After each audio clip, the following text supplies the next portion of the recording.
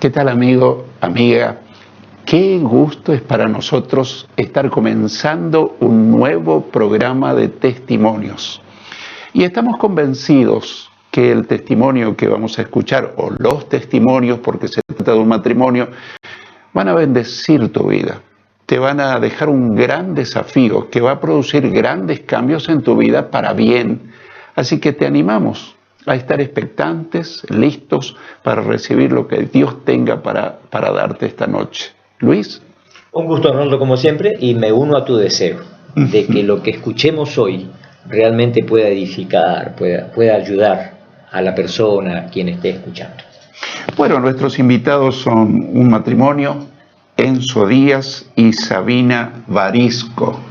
Así que queremos decirle que estamos sumamente agradecidos de que hayan aceptado el desafío, la invitación de poder compartir este programa.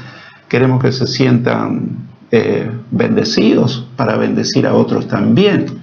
Así que vamos a empezar a conocerlos. ¿Quiénes son Enzo y Sabina? En el caso de Enzo, ¿qué ocupación tenés, Enzo? ¿Quiénes somos? ¿Quiénes son? Exacto, sí. Bien, por este tiempo nosotros estamos trabajando en la Iglesia de Dios de Barranquera, pastoreando a los jóvenes, ayudando en el equipo pastoral, también en el tema de educación, con los niños. Mi esposa está trabajando con el tema de los niños, y con muchos desafíos por delante en la juventud, así que viendo también la necesidad que hay hoy.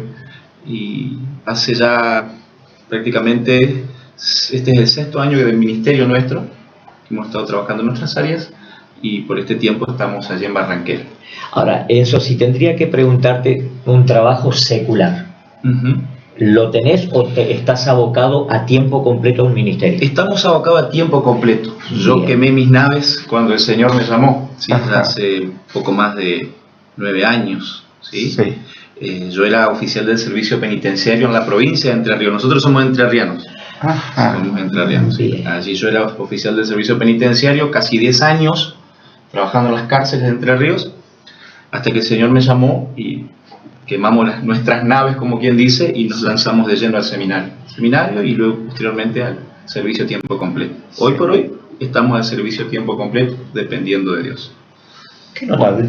Sabina nos resulta familiar porque hace poco estuvo su hermana Dina, Claro. Dina Varisco, Sí. esposa del pastor Franco Bartra. Así es. Y qué coincidencia, ¿no? 2 hermanas casadas con 2 pastores. Así es. Y tu hermana decía que ella le parecía que nunca se iba a casar con un pastor. No sé si fue tu caso. Sí. La verdad que tuvimos la misma experiencia, ¿sí? De hecho, cuando él tiene el llamado primero, estábamos casados ya. Ajá. Dina ya sabía que se iba a casar con un pastor, yo no sabía que me estaba casando con un futuro pastor. Claro. Porque el Señor nos iba a llamar, ¿no? Porque entendemos el llamado de los dos al Sí. pastorado. Sí. Sí. Así que fue todo un tema también la decisión, ¿no? Claro. Aparte estábamos charlando antes de comenzar que los dos son profesores del Instituto Bíblico Logos, ¿no? Así es. Los dos dan materias, damos están materias. enseñando. Estamos dando materias que tienen que ver en este tiempo con materias que tienen que ver con teológicas más que nada, un poco del Antiguo Testamento, Nuevo Testamento, pero también materias de ministerios cristianos y demás. Estamos colaborando en todo lo que haga falta. Pero no están acá toda la familia. Acá mismo en esta salita de grabación Sí. hay un chico de 12 años. 12 años tiene Tommy. 12 Sí, 12 años. es su único hijo. Es nuestro Único hijo, sí. Bueno. Nuestro único. ¿Cuántos años de casado ya? 13 años ya. 13 años. 13 años. Bueno. Casado, este es nuestro año 14, digamos. Sí. Y 13 años desde que el Señor nos llamó. Un dato Sí. curioso, ¿no? Cuando el Señor me llama, ella es de familia cristiana, ella es evangélica. Sí. Yo no, yo vengo de mi historia, digamos, del pasado. Y cuando el Señor me llama, le digo, Sabina, creo que el Señor me está llamando para el pastorado. No me pienso casar con un pastor, no. Pienso ir a la vida pastoral, me dijo. Ay. No pienso. ¿Qué fue salir de ahí? Le digo, Señor, ya le dije, ahora se lo... Así que Sí. 1 año estuvo ella hasta que el Señor trató con ella 1 año. Así fue. Sí. Ahora, dijiste una palabra clave. Mi tiempo de historia, había una historia anterior. Hay una historia, Ahora, sí. ¿cuál es esa historia, Enzo? Y es una historia bastante complicada, ¿sí? Yo soy del seno de una familia católica, vamos a decir, ¿verdad? Fui católico practicante durante mi tiempo de juventud, adolescencia, ahí como monaguillo, siempre presente. De hecho, una de mis metas era convertirme en sacerdote católico. Ajá. Hasta que empecé a tener preguntas, dudas, Sí. crisis en esa área. Tengo una curiosidad, Sí. perdón, ¿eh? ¿No te tomabas todo el vino del sacerdote? No. Porque hay monaguillos que hacen eso, ¿eh? Hay algunos monaguillos. No me tocó a mí, pero sí estaba ahí. Y bueno, tuve mi tiempo de juventud, un periodo de crisis, preguntas, cuestiones que por ahí no me cerraban, y me aparté de la práctica de la Iglesia Católica, y es ahí donde la conozco a ella. Ahora, Sí. profundicemos un poquito más, porque quizás hay mucho con tu misma experiencia. Esas dudas, ¿cuáles fueron? Algunas. ¿Dónde está el tema, las dudas más comunes, ¿no? El tema de la Virgen, el tema de que por ahí la Biblia decía una cosa, yo leía y el cura decía otra, y no me cerraban algunas cuestiones. Yo, si bien estoy en una familia católica, pero yo tengo mis tías que son de iglesias evangélicas, digamos. Desde chiquito yo estuve con ellas me solían llevar los cultos cuando yo era pequeño, ella siempre me cuenta, mira que te llevamos el culto. Ajá. Cuando yo entro al pastorado me entero también de que hasta en un altar cristiano me entregaron a mí. Cuando yo me dice mi tía, mira, vos estás de pastorado, te voy a contar.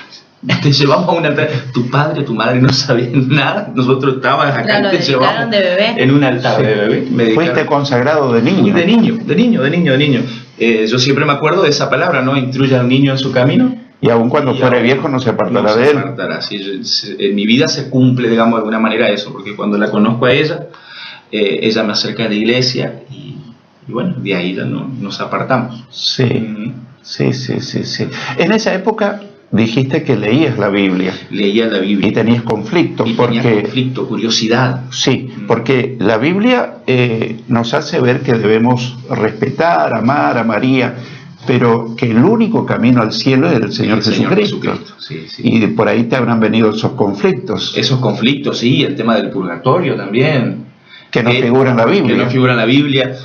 Y que después durante mucho tiempo también ese miedo, ¿no? En los primeros años de cristiano, ¿qué va a pasar si me muero? Y si me muero ahora me voy al infierno seguro, y esas cuestiones de la cultura que sí. Le meten mucho miedo a la gente. Mucho miedo. Yo tenía le digan, no abandones la religión de tus padres porque Dios te va a castigar. Mucho miedo. Yo tuve mucho miedo en mis primeros años de cristiano, tenía mucho miedo. Mucho miedo, pero de que venía de ese tema de religión, hasta que entendí la libertad en Cristo y pude disfrutar, digamos. Leía mucho el libro de Apocalipsis, me acuerdo. Sin entender, yo leía eso y yo decía, ¿qué es esto? Decía yo, y me llamaba la atención, leía una vez, 13, 14 años, y leía el libro de Apocalipsis y me atrapaba esa historia. Claro. No lo entendía, pero me atrapaba. Sí. Bueno, en el caso de Sabrina, supimos por Dina que ustedes provienen de una familia cristiana evangélica. Así es, sí. De cuna cristiana, como se dice. Sí. Crecí en la iglesia.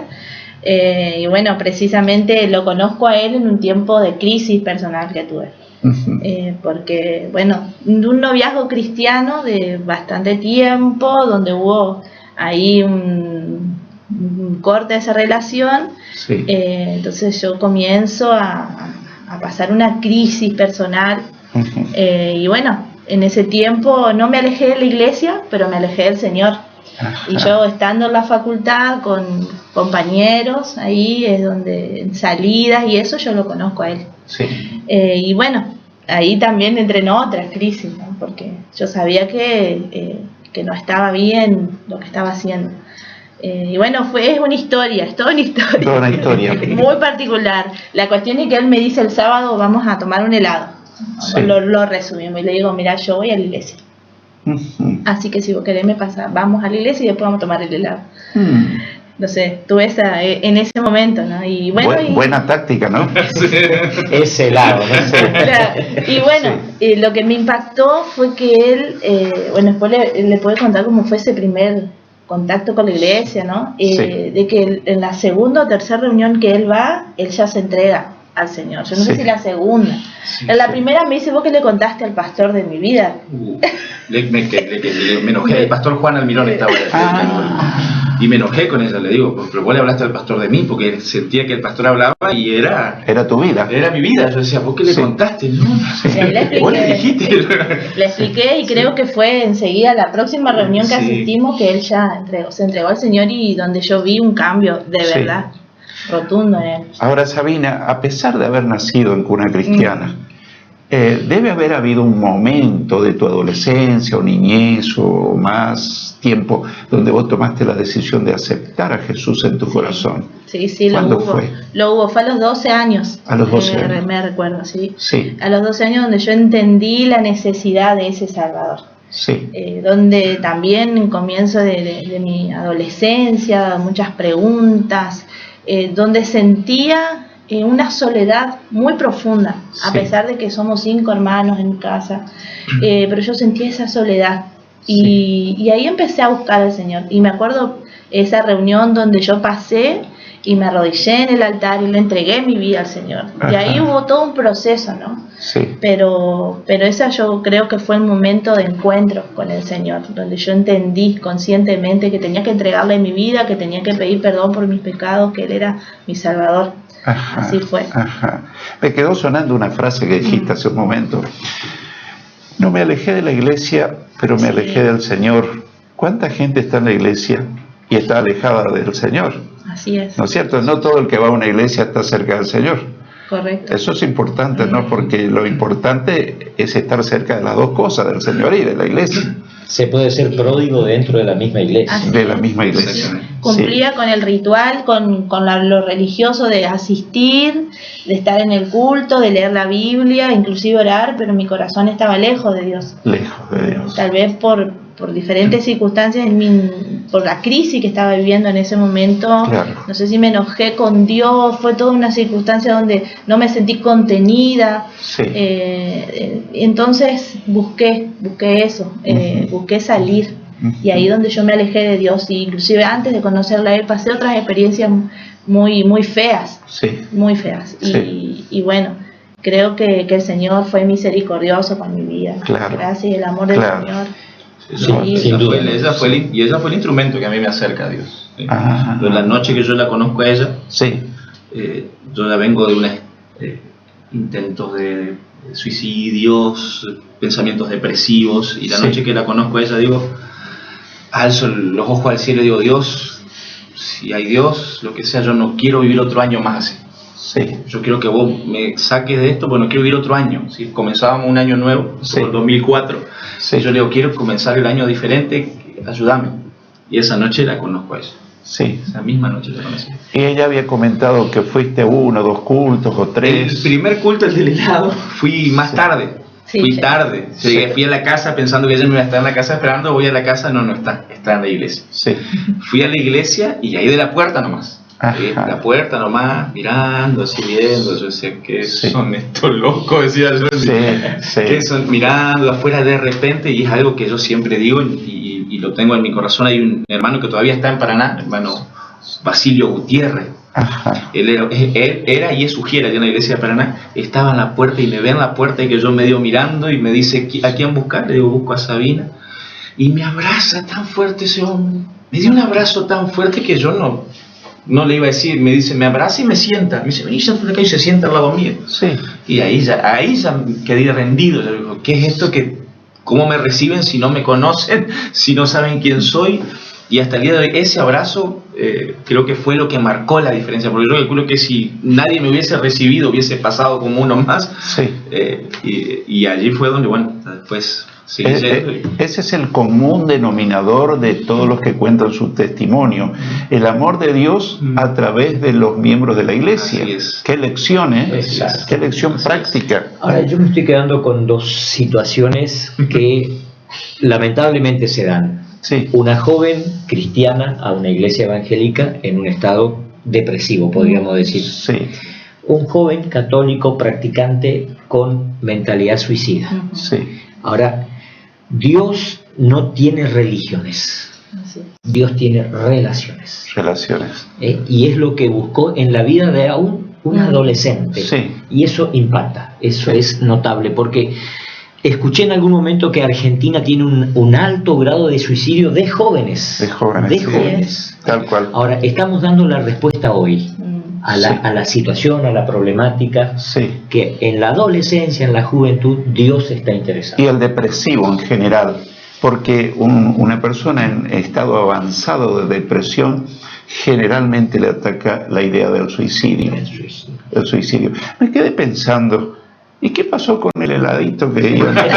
Se lo tomamos el helado. Después del servicio, se cumplió. Ahora, le dijiste a ella, vos le contaste todo al pastor. Ahora, vamos a aclarar algo, porque por allí en algunas películas pasa que está el microfonito en la oreja contando, pasando. Aquí no hay esa cuestión. Aquí hay una revelación de parte de Dios y nadie cuenta nada. Ahora, ¿qué impactó en tu vida? ¿Qué palabra fue? Porque evidentemente Dios te hizo una radiografía ese día.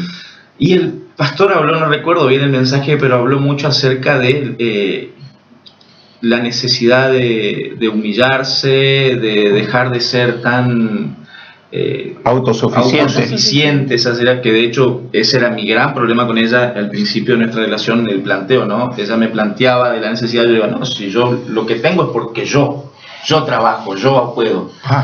Dios empezó por ese lado y el pastor en esa noche estuvo enfocado más que nada en eso, ¿no? En la autosuficiencia, en decir, tenés que dejar de creerte que vos podés, en ese sentido, en esa área, porque para mí, o como yo había sido criado, era yo valgo lo que yo tengo y lo que yo puedo lograr y lo que yo puedo conseguir.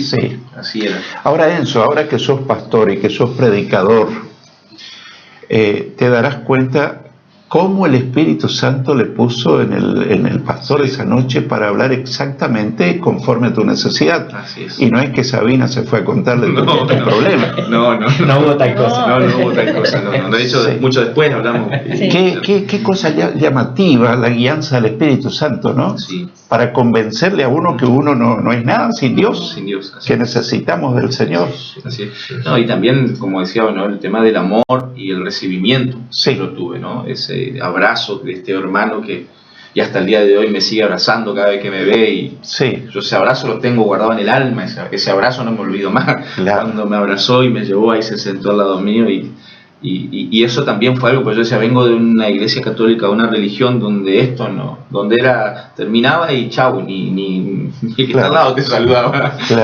Y eso también fue muy impactante. Claro, y en ese culto recibiste a Jesús o el siguiente?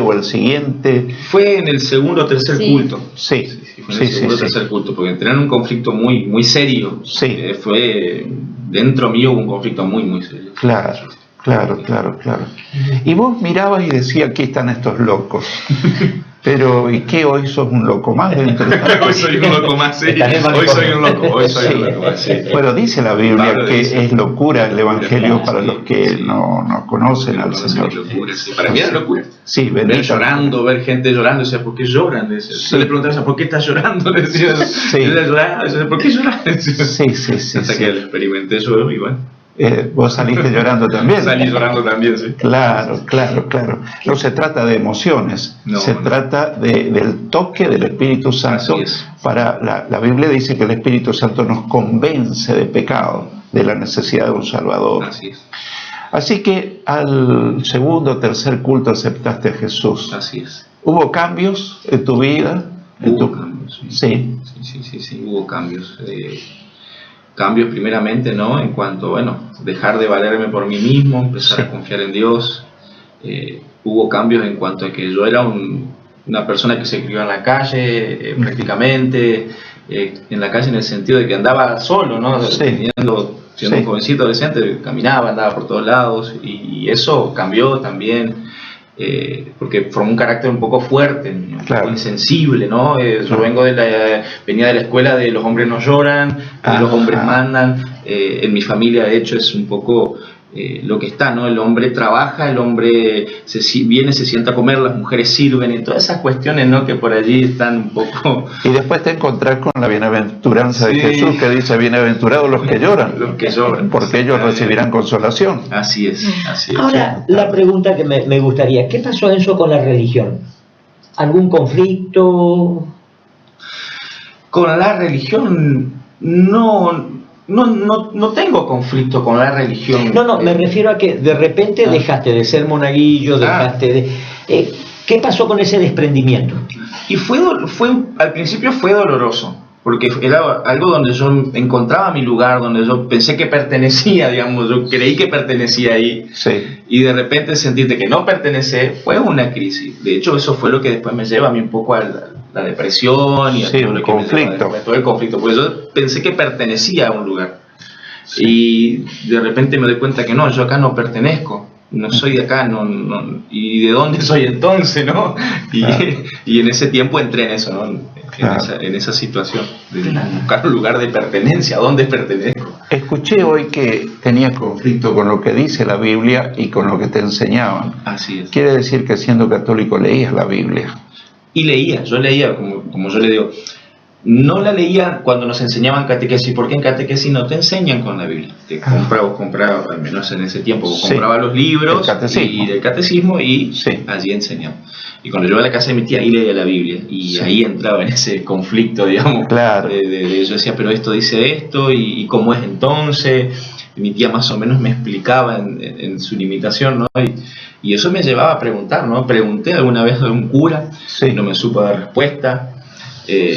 Ver un poco la frialdad, ¿no? También en la relación entre uno y otro, también me llevaba a preguntarnos si era el lugar correcto, si realmente Dios estaba habiendo tanta indiferencia por aquel tiempo. Así que, me estoy acordando, ¿sabes de qué, Arnoldo? De la experiencia de mi esposa, muy similar a la de él. Cuando mi esposa conoce al Señor, ella es de esa que dice, a mí se me cayó el velo, y en realidad la Biblia lo habla, ¿no? Ella fue con su Biblia al sacerdote, porque ella cuando era soltera vivía al lado de una capilla y ella servía igual que parecido y se fue y le dijo, escúcheme, y le dio el nombre, Roberto Lemay se llamaba ese hombre, ese sacerdote, explíqueme qué significa Juan 14:6. Y Jesús dijo, yo soy el camino, la verdad y la vida, nadie va al Padre si no es por mí. Y nosotros creemos en tantas cosas. Entonces aquel hombre le dijo, mira, Nilda, si yo le digo esta verdad a la gente, ¡wow! ¿Qué pasó? Se me cae toda la estantería. O sea, él mentía conscientemente. Qué duro. Qué duro. Es durísimo. Pero bueno, así son las cosas, ¿no es cierto? Qué bueno es conocer la verdad a través de la palabra, porque la misma palabra dice que la palabra es una luz en nuestro camino, una lumbrera, algo que nos ilumina. Y Jesús dijo, escudriñen las Escrituras, porque en ella encontrarán la forma de tener la vida eterna, y ellas son las que dan testimonio de mí. Exacto.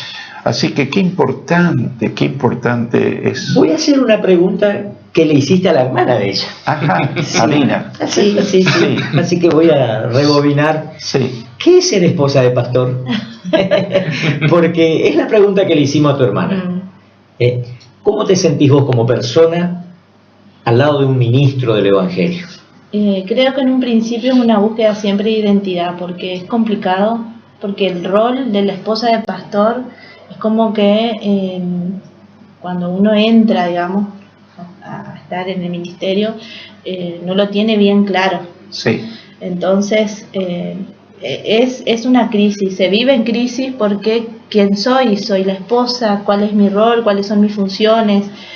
Yo en este sentido, orando al Señor y el hecho de que los dos entramos a la capacitación en el seminario, los dos nos preparamos, entendí que el llamado era para los dos. Entonces, entendiendo obviamente el orden bíblico de él como esposo, como pastor, ¿sí? Como cabeza, entiendo que también yo soy parte de ese ministerio, que tengo mi rol, que tengo mis funciones. Y en eso encontré mi identidad, en el Señor. Claro. ¿Sí? Aún así no deja de ser difícil muchas veces, no deja de ser difícil. Por el trato a veces con las personas, con los hermanos, no todos lo tienen en claro y a veces uno como mujer siente a veces que no está muy valorada, uno trabaja a veces a la par y es como que... pero creo que en el Señor están todas las respuestas. Claro, y la gente demanda mucho de la esposa del pastor, como que tiene que ser la supermujer, y es un ser humano igual que cualquier otra esposa, pero con esa carga, esa responsabilidad de poder colaborar con su esposo en la obra del Señor. Así es, y que además tenemos el rol en la casa, como esposa, como madre, en mi caso estudiando también, tratando de estudiar una carrera en este tiempo, capacitarme para el servicio, que también es mi interés. ¿Estás estudiando una carrera? Estoy estudiando una carrera, sí. Ajá, ¿en la universidad? En un instituto, es una tecnicatura. Una tecnicatura. Sí, en niñez, adolescencia y familia. Qué bueno. Sí. ¿Cuánta necesidad hay en este tiempo de ese tema? Exactamente. Sí. Y bueno, pero yo creo que el Señor es el que me llamó a mí también. Sí. Y que Él tiene para mí también propósitos. Sin duda. Y Él se va a glorificar también en mi vida y los dos juntos vamos a cumplir con eso. Sí.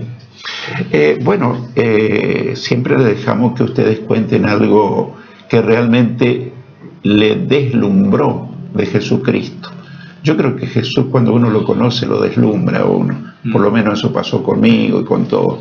Algo que pueda realmente edificar y desafiar a la persona que nos está escuchando. ¿Qué pueden decir de Jesús?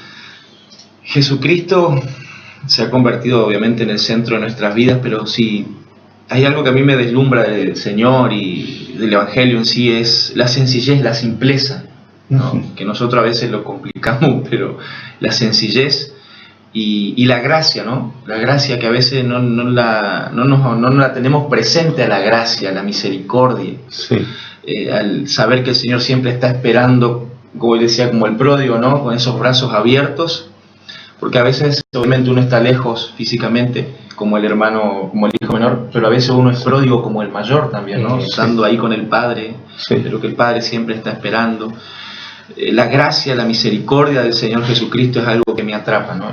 El saber que el que podía condenarme ya me perdonó, algo que no tiene precio, no tiene comparación.